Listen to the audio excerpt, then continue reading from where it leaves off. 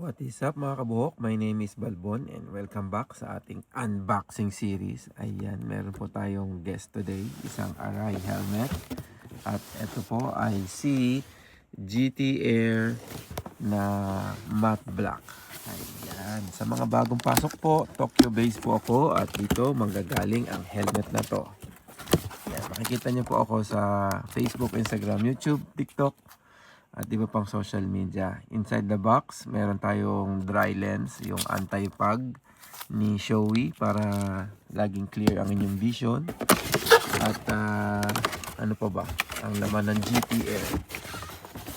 At meron pa siyang kasamang dami. Chin curtain, breath deflector, stickers, replacement ng pin para dun sa pin lock na nilalagay. Ito yan. Ito. Tapos lubricants and then manual. Alam nyo na ano ko tawag rito. Napapasil ako dito sa GT Air. Yan. Lagyan natin ng donut. Ayan.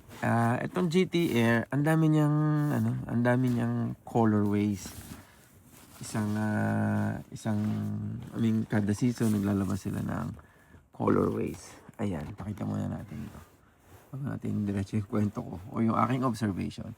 So, ito po ay GT Air 3. Ito yung touring helmet ng Shoei. So, pwede siya sa street, pwede siya sa ibang mga motorcycle ibagay, sa scooter, sa naked bike, or sa mga cruiser.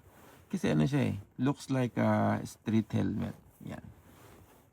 Pag yung Shoei, naaalala ko yung mga kabataan namin kasi nanonood kami ng Mass Rider Black or yung mga Japanese na may mga motorcycle na superhero.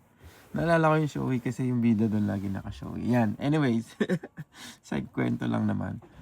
Itong Shoei GT Air 3, maganda siya kasi bukod sa all around, meron na siyang drop down sun visor. Sa totoo lang, ang laki ng tulong ng drop down sun visor kung kayo talagang pang daily ride kasi hindi mo na kailangan magdala ng salamin para yung araw, ma-filter niya yung sinag ng araw kasi nakakasiraw talaga.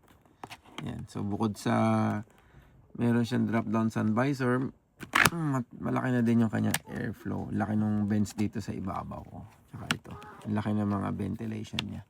So yun, madaming maglabas si GT Air ng mga colorways. Kaso bihira lang yung bumibili sa akin.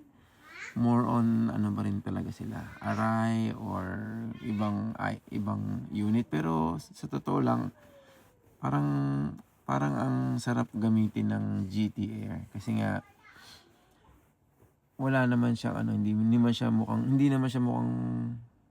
masyadong aggressive na para pang racing lang. Para siya talagang all around helmet. Yan. Isa lang ang ko dito, medyo mabigat ng konti kumpara sa normal na helmet. Isa pa, medyo mahirap lagyan ng combs. Pero kung kayo ay cardio user, meron nabibili na nito. May nabibili na adapter para maikabit nyo yung cardo nyo dito na maayos.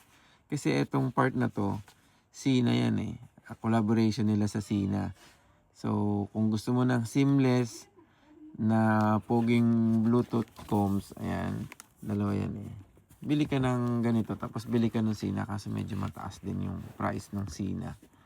Hindi pa ganun kaganda yung niya, quality, yung system niya. Sina system pa, 'di ba? Majority ng mga user sa Pinas Cardo. So ito ay may Cardo adapter na tayo para makabit na maganda. Yan. So yun lang, gusto ko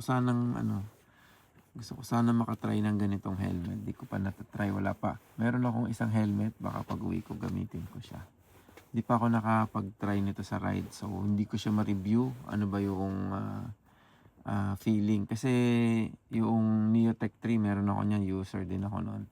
So, yun talaga ang ganda. Kasi, tawag rito, siya. best for touring, everything. So yun, maraming salamat po sa bumili ng helmet na to at padala natin sa Pilipinas 1 to 2 weeks. At kung gusto niyo po mag-order, mag-down lang po tayo ng 5K. Then yung pong susunod na balance and shipping pwede ng COD. Yan. Maraming salamat po sa inyong suporta. This is Balbon.